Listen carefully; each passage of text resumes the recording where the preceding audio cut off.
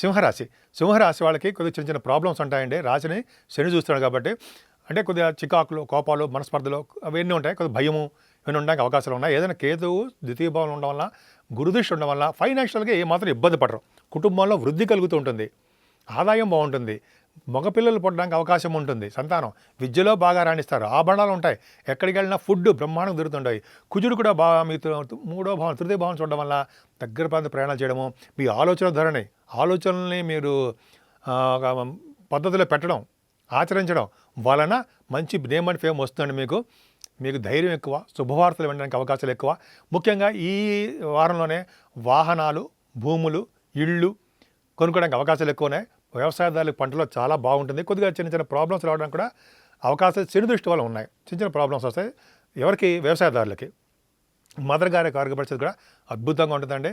ముఖ్యంగా 7వ భావంలో శని ఉన్నాడు కదా, 7వ భావంలో శని కొద్దిగా చిన్న చిన్న ఇబ్బందులు కలిగించడానికి, కొద్దిగా అంటే భార్య భర్తల విషయంలోనూ ఇబ్బందులు కలిగించడము, లేకపోతే మీ బిజినెస్లో ఆటంకాలు, లేకపోతే లాసులు వచ్చేటి చేయడము, చిన్న చిన్న ప్రాబ్లమ్స్ ఉంటాయండి. కొద్దిగా జాగ్రత్తగా ఉండండి. ఎందుకంటే శని ప్రభావం చాలా అంటే సప్తమ భావంలో ఉండడం కొద్దిగా పవర్ఫుల్గా ఉన్నాడు ఆయన. ఏదైనా అష్టమ భావంలో రాహు మంచివాడు కాదండి, నీటి గండాన్ని ఇస్తాడు. అష్టమ రాహు నీటి గండాన్ని ఇవ్వడము, లేకపోతే నీటి మీద ప్రయాణం చేసేట్టు చేయడము, లేదా మీకు అనారోగ్య సమస్యలు సృష్టించడము, మనశ్శాంతి లేకుండా చేయడము, శరీరం మంది పీడ, గృహంలో పీడ, ఇవి చిన్న చిన్న ప్రాబ్లమ్స్ క్రియేట్ చేస్తాడు రాహు.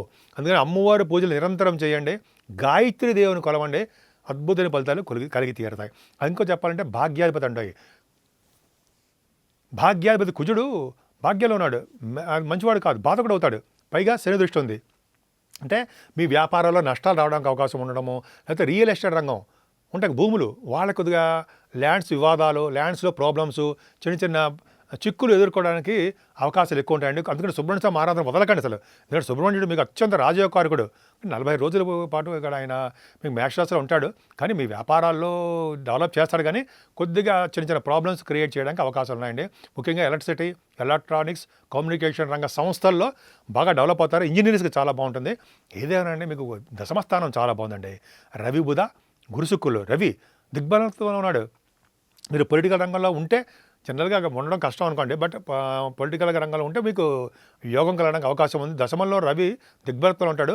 ఫైనాన్స్ అండ్ అకౌంట్స్ ఉన్న వాళ్ళకి బాగుండడము, చార్ట్ అకౌంటెంట్స్, కాస్ట్ అకౌంటెంట్స్కి, యాస్ట్రాజర్స్కి, అలాగే మ్యాథమెటిషియన్స్కి, ఇలాగా మీరు ఏ వృత్తిలో ఉంటే ఆ వృత్తికి, పైగా బ్యాంకింగ్ రంగంలో ఉన్న వాళ్ళకి, కళారంగం, బుధ శుక్రుల కాంబినేషన్, కళారంగం మంచి కళారంగంలో బ్రహ్మాండంగా డెవలప్ అవ్వడము, మంచి మంచి బట్టలు కొనుక్కోవడము, వస్త్రాలు అంటే బట్టలు అనుకోండి, ఆభరణాలు ఇవన్నీ కొనుక్కోవడానికి అవకాశాలు. దశమ స్థానం పర్ఫెక్ట్. ఉద్యోగ భద్రత ఉంటుంది. బ్యాంకింగ్ రంగంలోనూ, ఫైనాన్స్ రంగంలోనూ, టీచింగ్ స్టాఫ్, టీచింగ్లో అంటే విద్యా సంస్థలు అంటారు సరే, వాటిలోనూ మంచి యోగాలు ఉన్నాయండి మీకు. ఆడవాళ్ళకి చెప్తున్నానండి, అద్భుతమైన యోగాలు ఉన్నాయి. దశమ స్థానం పర్ఫెక్ట్గా ఉంది. కర్మస్థానం, ఆ కర్మస్థానం బాగుందంటే, రవి బుధులు ఉన్నారంటే మిమ్మల్ని కాశీ వంటి క్షేత్ర దర్శనాలు, విదేశీ పర్యటనలు ఇవి చేయించడానికి చాలా చాలా అద్భుతంగా ఉందండి. ఒక్క శని రాహుల ప్రాబ్లము, కుజుడు ప్రాబ్లం తప్ప మీకు చాలా బాగుంది. లాభస్థానం అంటే రవి బుధులు 15వ తారీఖు నుంచి వస్తున్నారు. శుక్రుడు, చంద్రుడు 10th హౌస్ లార్డ్, ఇవన్నీ బాగున్నాయి. కాబట్టి మీరు చేస్తున్న వ్యాపార అభివృద్ధి చాలా బాగుంటుందండి. వస్త్ర వ్యాపారులకి, గోల్డ్ బిజినెస్లో ఉన్న వాళ్ళకి, స్టేషనరీ బిజినెస్ వాళ్ళకి, అలాగే సిమెంట్ పరిశ్రమ ఉన్న వాళ్ళకి, అలాగే ఆటోమొబైల్ ఇండస్ట్రీస్ వాళ్ళకి, ఫార్మా రంగంలో ఉన్న వాళ్ళకి అందరికీ కూడా లాభాలు అధికంగా ఉంటాయండి. మీరు అక్కయ్యలు అంటారు కదా, వాళ్ళకి, అన్నయ్యలకి బాగా రాణించడానికి ఎక్కువ అవకాశం ఉంది. మీకు 10th house and 11th house చాలా చాలా బాగున్నాయండి. భయపడకండి, ధైర్యంగా ఎదుర్కోండి. ఏదైనా సరే చాలా బాగుంటుంది. ముఖ్యంగా 10-11 తారీఖుల్లో కుజదృష్టి చంద్రుడు ఉండడం వల్ల, చంద్రుడు 12వ భావంలో ఉంటాడు. విదేశీ పర్యటన చేస్తారు, సన్మానాలు జరుగుతాయి, ఆభరణ యోగాలు ఉంటాయి, ఎక్కువగా ధనాన్ని బాగా ఖర్చు పెట్టేస్తూ ఉంటారు. సో ఈ విధంగా మీకు చాలా బాగుందండి. ముఖ్యంగా మీరు వదలకుండా పూజించాల్సిన దేవుడు సుబ్రహ్మణ్యుడే. సుబ్రహ్మణ్య స్వామి ఎంత పూజిస్తే అంత అద్భుతమైన ఫలితాలు మీకు కలిగి తీరుతాయి.